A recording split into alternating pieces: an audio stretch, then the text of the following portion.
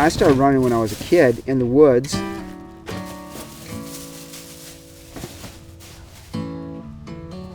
And then when I got to high school, the sport cross country, I just fell in love with that.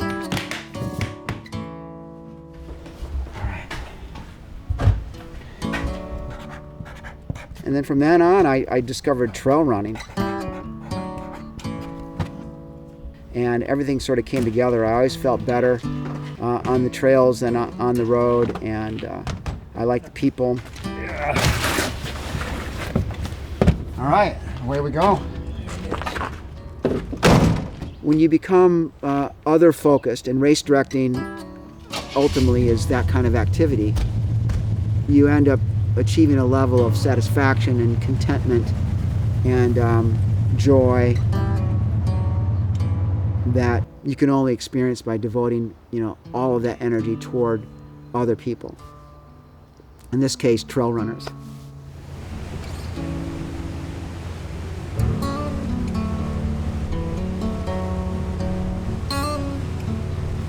Yeah, I'm Jeff Crumbaugh. I'm a race director and owner of Great Lakes Endurance. I'm also a high school science teacher. I teach chemistry and physics in Clintonville, Wisconsin. This used to be easier when we were younger. But I've been racing, ever since I was in high school. Spent most of my summers, every weekend going to a different race. Then eventually it transformed from road racing into trail racing. And then I put my first trail race on. A lot of my best friends are those I've met and grown to know and spend time with through trail running. And this event you'll see, Jim Engel has been doing this event since its inception. My name is James Engel from Wakefield, Michigan, and I do whatever Jeff asks me to do at all his races. I've camped here on the shores of Lake Superior in Munising my entire life. Earliest memories from back in the mid-'60s. And in the year 2000, when I got to know Jeff, after camping in Munising, I call him every fall. Jeff, we need an event on the island. And he'd ho and hum, and he's got all these other races going on. Because we'd been running on Grand Island for quite a while, and we thought, this is a spectacular venue for trail running. And then in 2004, I gave him the call in the fall. I said, Jeff, what about that Grand Island thing? And he said, I was just thinking about it. What do you say we put a trail run on, a marathon on Grand Island? Yeah, let's do it. Pick a date and let's go.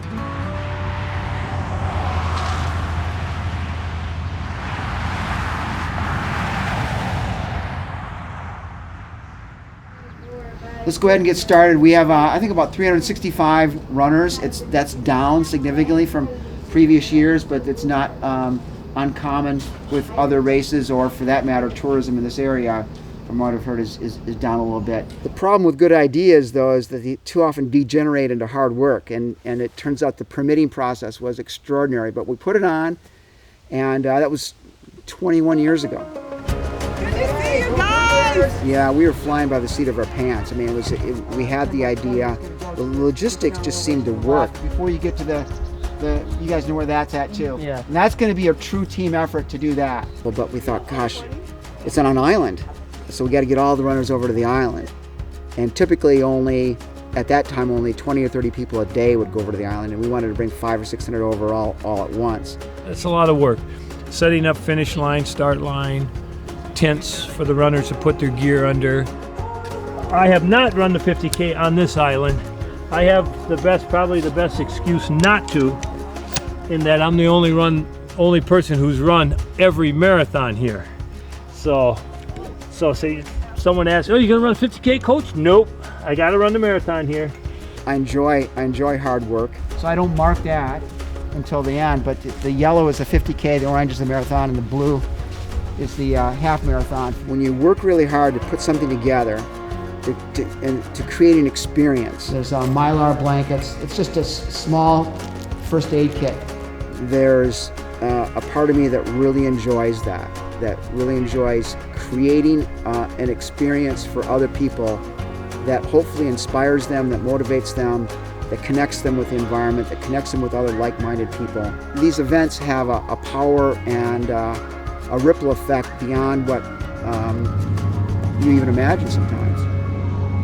All right, nice work. So this is where runners will board, and they go out over on that pontoon, and then they have another bigger pontoon that takes runners over, and it takes about 5-7 minutes to get over to the island. So they can turn it around pretty quickly. Yeah, so here's the barge. I have pictures of our truck on it because it's so incredible to see our truck going over on the island. That's it. Yeah, that's Williams Landing there, Murray Bay. Over here, that's the Thumb. The Tombolo connects the Thumb with the main part of the island. That low-lying area there, that's from like 3 miles to 4 miles. And then the other side, the north side of that is Trout Bay Beach, which would be from 7 miles to 8 miles for the marathon and 50K. Nice. Oh gosh, probably seeing the people that come and do our races. They're so enthusiastic about it, but then they also have a little apprehension to it because some of them come from the city and they haven't been on trails before. And having grown up here, in Marquette and, on Lake Superior, it's almost, you wonder what's like, oh gosh, how come you have so many questions about it when it's been my backyard? But it's always fun to be able to explain to them, what to expect. And yeah, so I guess meeting all the different people, seeing the same people coming back. We look back when we first started doing these events and it's like, oh my gosh, what we started off doing and what we're doing now is pretty cool.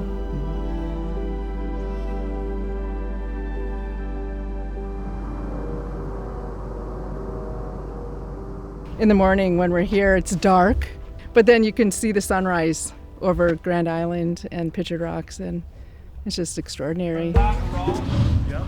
First thing that makes Grand Island special is there is no bus ride to the start line. It's a ferry ride.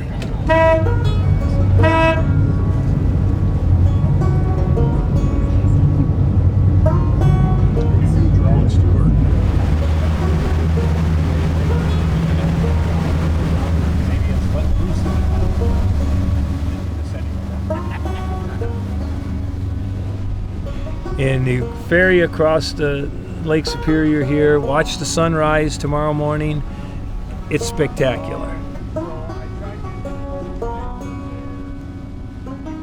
And then this race day, the ball starts rolling. There's one for the half marathon too. First of all, welcome to Grand Island and the historic 20th edition of this trail run. Grand Island is one of the most extraordinary places on this planet. You're going to find that to be true today. This running experience is transformative. It's challenging. It's beautiful. All right, you guys ready to go? Yeah. All right, let's line up at the start line. Let's get started. 5 seconds. Thank you. Runners set.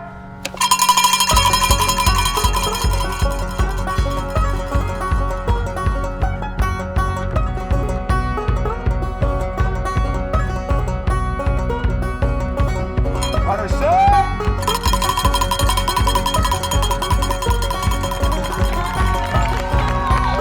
Once they're starting, I almost feel a sigh of relief. We got them there, they're out there, they're out on their experience.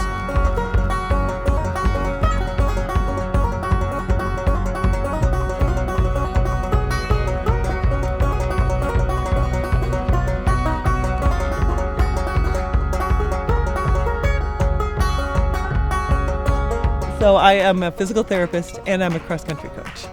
So I've been bringing kids out here for 5 years to teach them, what does perseverance look like? What does endurance look like? Jeff got a hold of us years ago and we started doing this, and it's tradition that we will keep as long as I coach for sure. Because they see people pushing themselves at a level that most kids today have never even considered. And they're doing it with a smile and they're saying thank you, right? It's crazy.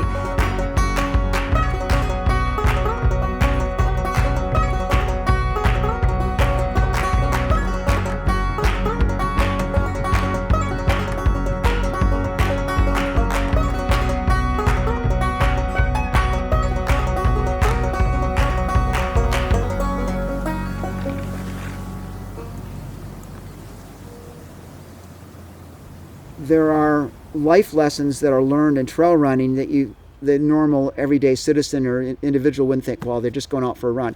Well, it's not just a run.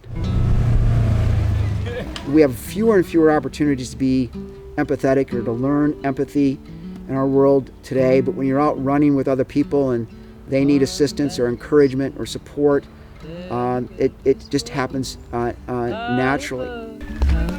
Run, Dad!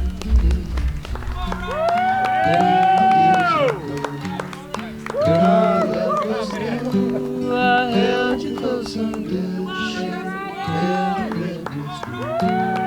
where the redwoods grew. On a family, there's a tale forever set along the abandoned sea. On the abandoned sea, where the redwoods grow, high above the house we built many years ago. Many years ago, when our love was new, I held you close under the shade where the redwoods grew, where the redwoods grew, on a family. If you're lucky enough to have some sort of experience where you're a caregiver or a teacher, you're devoting almost all of your intellectual and physical and creative energies toward trying to help someone else or create an experience for someone else or teach something to someone else. You think, well, gosh, at some point, shouldn't you really devote some time to yourself, do things that make you happy? It turns out that that's what makes you happy is really devoting all of your energy toward helping others. That's the path toward being happy yourself. To the abandoned sea, where the redwoods grow, high above the house we built many years ago. To the abandoned sea, where the redwoods grow, high above the house we built many years Now, ago. the lake's calling my name. Many